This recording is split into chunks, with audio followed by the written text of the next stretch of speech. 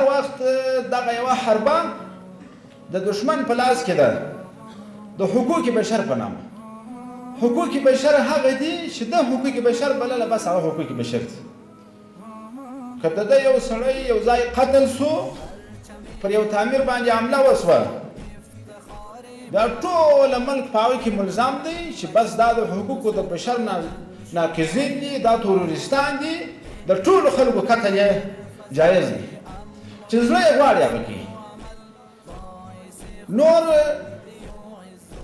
نوره نړۍ په هغو کې چې هر څه مظلومیات دي، هلته نه غږ پورته کېږي، نه څوک څه وایي، نه خبره شته.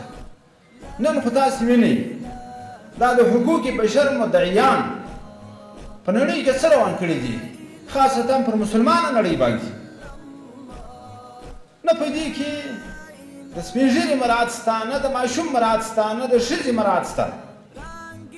هر څه چې کوي هغه د ده دپاره جایز دي. نه د حقوق بشر مسله شته، نه د ظلم مسله شته، ټول یې ځان ته جایز کړي. او په داسې حال کې یوازینی دین چې د حقوق بشر مسله پکې مهمه ده هغه د اسلام دین دی. ولا تقتلوا النفس التي حرم الله الا بالحق. د یو چا د وژلو اجازه نه لري، حرام دی وژل د یو چا بې له حق. هغه لار چې هغه لا پاکې د وژلو اجازه کړي. د یو چا بې عزتي حرامه ده، د یو چا د مال خوړل حرام دي.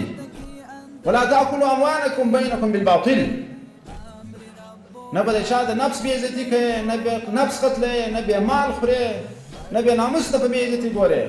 دغه کافران ظالمان د دغو په حق هم د خداوند متعال دا فیصله ده چې په جنګ کې ورسره مصروف یې ګوره. د کافر په ماشوم به کار نه لري، د کافر په ښځه به کار نه لري کې جنګ نه کوي، د کافر په سپین ږیري به کار نه لري کې جنګ نه کوي. اسلام داسې د بشر حقوق مراعات کړي دي. خو بالمقابل لکه څنګه چې رب جل جلاله فرمایي والکافرون هم الظالمون. کافران چې د الله پاک وایي دا ظالمان دي.